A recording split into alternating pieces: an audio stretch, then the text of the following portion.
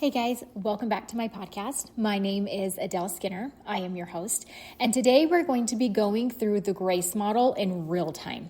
So I was working with a client this morning, and I want to share with you guys how that looks and how to implement that into your everyday life. But before I get into that, will you please go ahead and subscribe to my show so that you never miss an episode? Also, please share and comment so that other women can find me as well, and I can share and continue to teach how to get out of survival mode, how to get back into your feminine energy and back into feeling good in your body. Okay, so let's get into what does the GRACE model look like in real life. So this client that I was working with, she was really struggling being able to go to sleep and being able to shut off her mind with all of the things that she needs to do.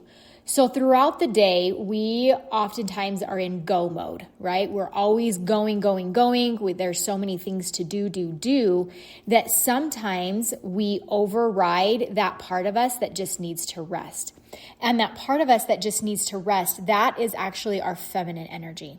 So our masculine energy is the energy of doing, of making sure that everything on the checklist is completed, making sure that we have the checklist, just making sure that our life functions and that we get everything done that we need to.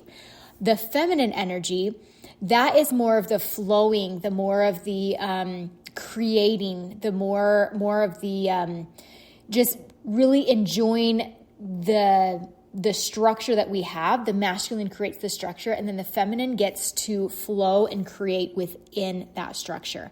And part of the feminine energy is being connected to your body and being able to be still and being able to just relax and be able to listen to your intuition. That is so much of the feminine energy.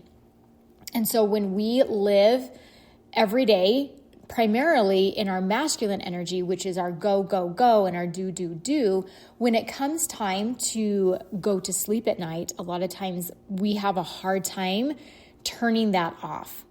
And so when I was working with this client, we were going through the model, which was really helpful and was really cool, but we started to see some shifts or some things that she could do to help her throughout the day or before bedtime, make sure that she's shifting into that feminine energy and really getting in connection with her body, being prepared to just go into that rest and relaxed state. So let's go through the model and I'll kind of show you what that looks like. So the first part of the model is grounding, coming back into our body. And this is really, really important, again, because as a feminine individual, as a woman, we must be connected to our bodies. It is one of the key points of being in our feminine energy is that connection with body. And so the grounding step is really important. Now, one thing that we did talk about, if you're laying down trying to go to sleep, obviously it's counterintuitive or counterproductive for you to stand up and put your feet on the ground. So instead of putting your feet on the ground, if you are trying to help your body to relax, or if you're not in a place where you can actually do that, the next best thing is to ground into your body. And what does this look like? It still looks like the breath work, right? You're going to breathe in for 4 seconds, hold for 2, and out for 6. But it's going to look like noticing like where your body is touching whatever surface it's on. So if you're laying down, notice how your body lays on the bed. Notice how your heels sink into the bottom of the bed. Notice how your back settles in, how your head lays. Just really bringing that connection back into your body so that you are present. And that is, you don't have to always have your feet on the ground. It's really good. But if you can't, this is another great way, just really noticing where your body is touching the surface that it's on. So you go into the grounding, and once you've been able to ground, do that breath work and kind of relax your shoulders, relax into it, then you go into, what am I actually feeling? What feelings am I feeling here? And this is where when I was talking with her about it, it was, I feel like my mind is really, really busy. There's like so much going on outside, like everything that I need to get done, everything that I did get done, a TV show that I watched or a conversation that I had, like her mind was just constantly going. And so she needed to be able to recognize that feeling, and the feeling that she was feeling because her mind was spinning. The feeling that we came to that she realized she was feeling was actually just frustration with her body for being so busy, or her mind for being so busy. And so she was able to recognize, okay, I feel frustrated that my body is not going to sleep, that I'm not able to shut my mind off. And so we just focused on just being able to name that emotion, what it was she was feeling. Once she was able to come to a name for what she was feeling, then we moved into the acceptance phase.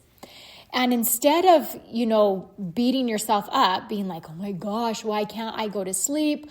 Instead of fighting it like, this is so wrong, this isn't how it's supposed to be. What if I get sick because I'm not able to sleep? Like all of the worst case scenarios that our brain loves to tell us. The acceptance phase is just being like, hey, it's like normal that you would be super active, or that your mind would be going because of all of the things that you did today. Like, it's okay. It's not wrong. It's not bad. It's just, that's what's happening. This is the reality you're living in right now. This is what you're experiencing right now. And that's not bad. It's okay. It's not going to be like this forever. You're not going to feel like this forever. But right now, that's what we're feeling, and we're going to be okay with it. And so as we were going through this step, some different ways for her to be able to really connect to that different side of her. We talked about maybe seeing it as a child. Like when a child comes into your bed and is like, oh, I can't sleep. What is it that how are you going to respond to that child? Is it going to be, oh my gosh, what's wrong with you? Get out of here, go away. Like what would the best version of you, how would the best version of you react to that child? And then turn that to yourself. How would the best version of me react towards me? And we also talked about almost like seeing two people in the bed with you, right? So there's the you that's super frustrated because you can't sleep. And then there's going to be the you that is overwhelmed, that has a lot going on in her mind and is just not able to shut it down. That one that's overwhelmed and is having a hard time shutting it down, she's not trying to hurt you. She's not trying to sabotage you. She's not trying to make you miserable. Like she has some stuff that's going on in her brain and she's having a really hard time shutting it down. So the last thing that she needs is for you to then continue the abuse and the berating of her of, oh my gosh, why can't you shut it down? Because if she could shut it down, she already would have, right? So this acceptance phase is just recognizing that you're feeling something, that there's something going on inside of you, and it's not wrong. It's because of other things that have happened. And it's not going to be like this forever, and it's totally okay. The quicker you can get to acceptance and love for yourself, the quicker you're going to be able to move on to the next phase, which is where you want to be. So however that looks for you, she liked the idea of seeing it as a child because as a mother, she could relate to how much empathy or how much love and compassion you have for a smaller, struggling person. Like you just naturally want to be there to comfort them. And then she also just liked the idea of that other person being there, struggling with their own things, and you being willing to sit with them in it. And you being willing to just accept them in what it is they're going through. So whichever one of those feels right or like makes sense in your mind, go with it. I am such a visual learner. And so for me, these different pictures in my mind helps me to almost like compartmentalize what it is that I'm feeling and how I want to show up for myself. So when I see myself as two different people, or as when this client saw herself as two different people, she was able to separate this person struggling, who do I want to be to show up and comfort and accept them as they are. And that kind of helps you get out of the shame game, if you like that idea of, or not that you like that idea, but that idea of you're shaming them. Like instead of get it out of the shame, get out of shaming yourself for the way that you're feeling. You're feeling something for a reason, and you're not feeling it to spite yourself, right? Sometimes we like to blame ourselves or be angry at ourselves as if we have done something on purpose to make our own lives harder. Like, that's not how it is. Usually it's something that's going on. We don't fully understand it, but we need to be able to access that higher level of ourselves to be able to have compassion for that part of us that is hurting. And again, for me, it's so much easier to see it as like a mother-daughter or a mother-child relationship. Whereas my higher version is going to be that mother figure, and then the child is the one that's struggling. Typically, you're not going to kick a struggling child when they're struggling. Like, you want to help them. And so that's the compassion and the love that you can have for yourself, that acceptance. So in this case, she wasn't trying to force herself to sleep.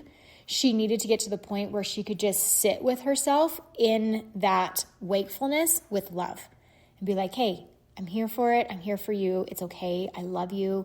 It's not always going to be like this.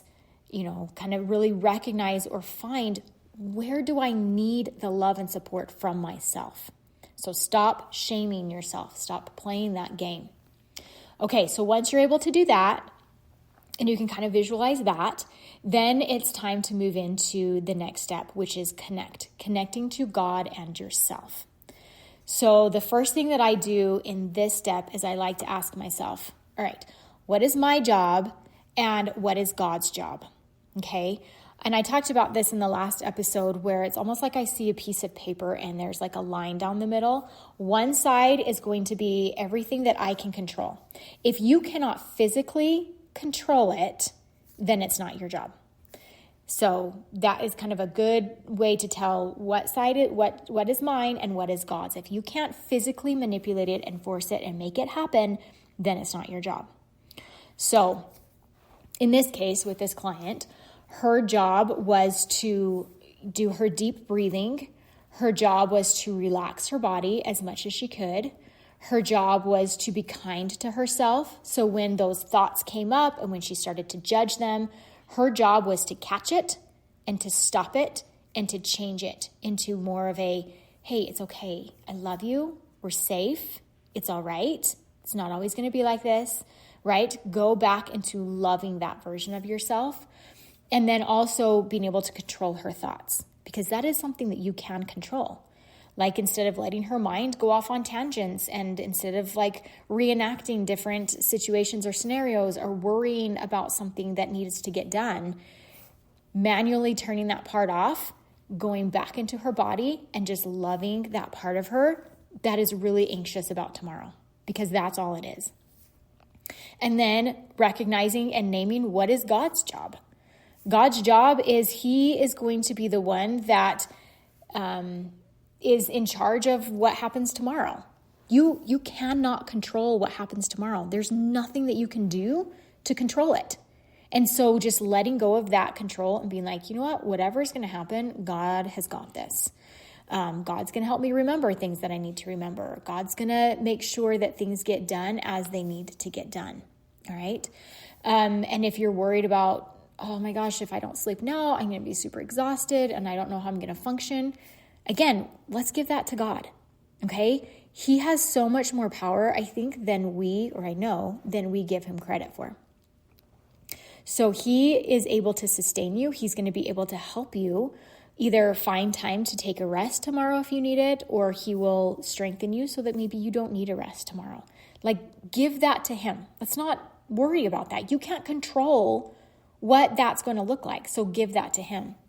Also, with this client, she was telling me, she's like, well, I've heard that if you don't sleep, then all those, sleeping time is when your brain detoxes and your nervous system relaxes and you're able to like rejuvenate for the next day. Like, if I don't sleep, then what if that causes, permanent damage down the road? What if that happen? What if something happens that I, get sick or I'm not able to detox, and then, worrying about all of those things. And again, you can't control that kind of stuff, right? You cannot control that. And so, yes, we can put stuff in measure like eating healthy and exercising and giving ourselves opportunities to rest when they come.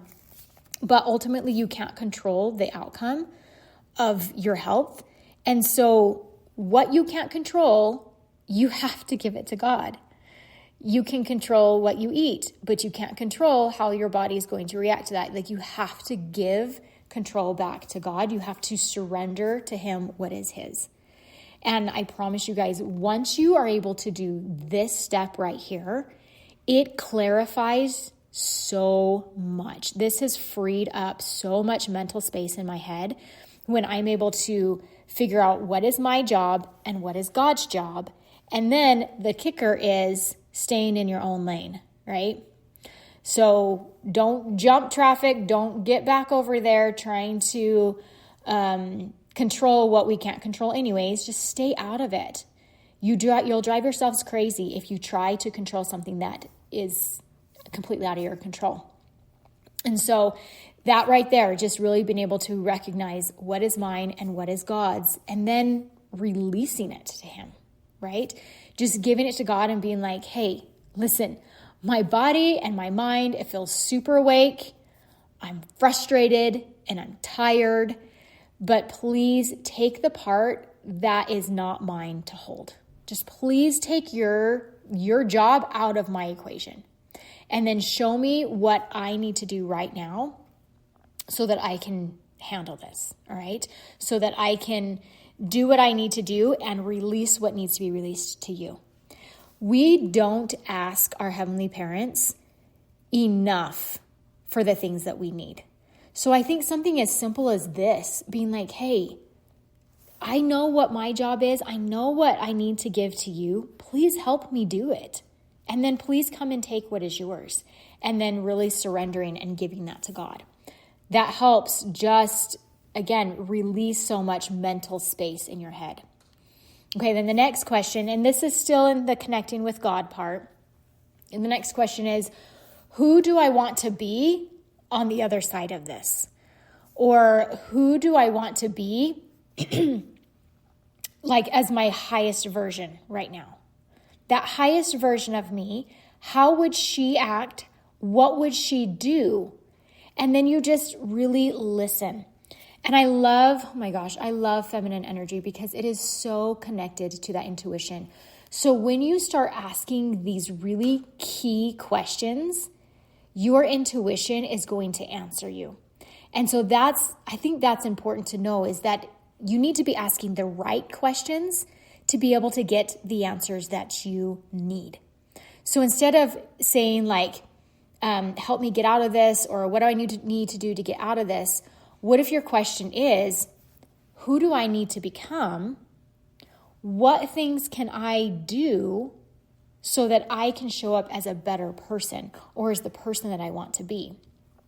So we were talking about this one, and some of the ideas that kind of came to mind were, what are some like nighttime rituals or activities that she could do that would prepare her before actually going to sleep? So instead of waiting for the moment when you're like, okay, I need to shut my brain off, what if we start that earlier? What if we start putting practices into place much earlier? Even throughout the day, like giving herself time throughout the day to be in rest mode, telling her mind, hey, it's safe to shut off.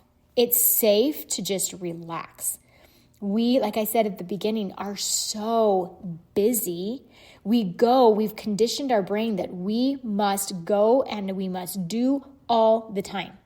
And then when it comes to nighttime, our brain is so confused because it's like we always go. Why are we turning off now? And so even giving yourself, or this client, giving herself an opportunity to rest during the day, to practice grounding, practice going into her feminine energy and just that rest and flow state instead of the do, teaching her brain that, hey, it is safe and it is okay to do this. And then going back to like the rituals, what is it that she needs to do? Does she need to cut certain things out? Does she need to add certain things? And she had come up with some different stretching, different exercises that were calming that she could do before bed. And then different thoughts and different ways of approaching her nighttime routines that would help add quiet and peacefulness to her evening, so that when it did come time to go to sleep, she had already prepared instead of waiting for the moment. All right, let's shut off, brain. Sometimes that doesn't work. It's like a marathon. You need to start early and you need to kind of prepare yourself, especially if you've been conditioned to be in that go, go, go all the time. And then really asking yourself, what would that peace-filled version of me do? Right? That's just like another version of who do I want to become? But just really, again, asking those right questions. If I was in my feminine energy, if I was in a peaceful state, what would that part of me do? Or who do I want to be, and what actions do I want to take when I am in that state? So that's where you kind of just get to think. These first few steps, it's almost, you're just hypothetically thinking. Like hypothetically, if I were to give things to God, what would that look like? Hypothetically, if I were to choose to act out of my, in my peace-filled state, what would that look like? This is all hypothetical. Now we're going to get into the last step, and this last step is the key to all of the steps. Because if you do not do this last step, the other steps were just nice thoughts. So the last step is the actual embodiment of what you have just done. So we've done the grounding, we've done the recognizing the emotion we're feeling, we've done the acceptance of the feeling that we're feeling, and then we did the connection to God and to ourselves, asking who do we want to become. Now it's our opportunity to decide, am I really willing to do what I have been told to do, right? So the last step, we said, what would I do? And an answer would have come to your mind. And you know it's the right answer because it brings peace to your heart and your mind. For a second, your mind will almost just not glitch out, but it'll just rest. Like it'll just get so calm and quiet and your heart will feel so good and you'll be like, that's what I need to do. Sometimes the answer might not make sense, or it might not be something that you thought it would be. But in the embodiment stage, you have got to trust your body. You've got to trust that first answer that you get when it comes with peace. So your brain is going to want to tell you so many things. Our brain is fantastic, and it can also sometimes be your worst enemy because it's going to go through a pros and cons list of the decision that you have made. It's going to tell you all the reasons why you shouldn't do the thing that you have decided to do. It's going to give you other options that might also be very appealing that you could do. But you have got to stay in your body and act from your body, from the feeling that you got from the last step, right? When you were connected to God, when you were asking the right questions, when you got that answer, stay with that answer. That is the right answer. So make sure that you are coming back into your heart. You're coming back in and you're not letting your head tell you what to do. So in the embodiment stage, you get to say, all right, I'm ready. I'm ready to make the action. I'm ready to do it. Your brain or not your brain, but in the last step, you may have had 1 or 2 answers. Usually I just get one, but sometimes I will get 1 or 2 answers. And then either I have a couple options here. Either I can choose to do both of them because they're both good and they both go together. Or sometimes I'm not quite ready to do one of them. I know I'm almost there, but I can't quite get there. And so I'm like, that's okay. I'm going to do the step that feels right now. And when it's time, I can do the next step. So this is what the grace model looks like. It works you through what you're thinking. It works through what you're feeling. It works through how you can release that control, because we have this delusion in our head that we can control so much more than we actually can. We cannot control probably 85% of the things that are going on around us. Yet we try to be in the driver's seat. And we try to force outcomes, and that causes so much stress. It causes so much hurt and pain and so much discontent and just feelings of not living and being the type of person that you want to be. So when you can go through this grace model and when you can release to God what is God's and you can take control of what is yours, and then you can come to the decision of the action that you need to take, so much clarity comes from this. So much clarity. And this just brings your feminine energy to life because she doesn't want to be in confusion. She doesn't want to have so many options of different things that she could or should do. She wants to feel in her body what she needs to do. She wants to align with God, and then she wants to act from that. That is your divine, feminine, beautiful energy. And so this model really helps you walk through and get you out of that confusion and back into your heart, back into that energy that feels safe and that feels grounded. I hope that this has helped. I hope this is something that you guys can use and to learn from, because it has been so instrumental in my life as I've gone through it. And it's been really funny because I look at things that I've done before I even discovered or found this grace model. I look at the way that I have been showing up as I really went into my deep inner journey or inner healing journey and just my inner work and really trying